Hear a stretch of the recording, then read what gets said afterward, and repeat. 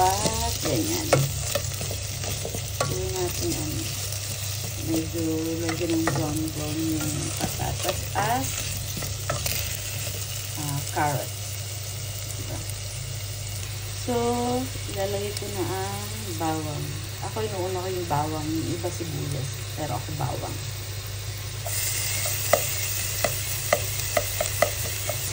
Sorry sa tunog, nagpapait ako ng tubig. Ito, sunod sa bawang, sibuyas naman.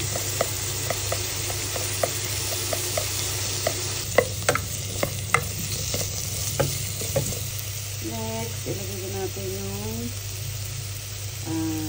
red bell pepper. Halo na konti. Paminsan, maglalagay na ako ng paminsan dito.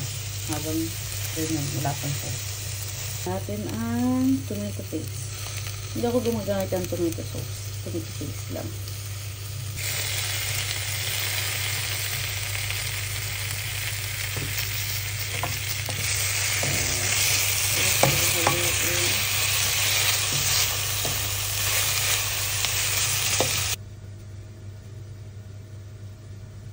Nalagay ko yung sili para maanghang na. And then, nalagyan natin ng konting tubig.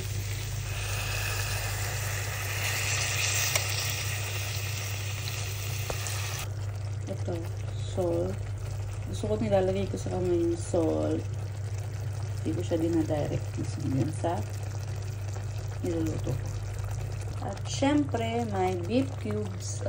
Diba? May beef cubes din dito. Yan lang.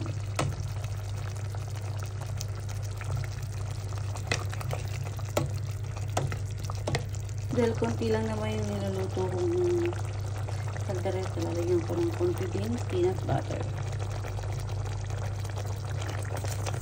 And lalagyan ko din ng toyo. Halo. Ito na ang pinalambot na baka. Halo-halo.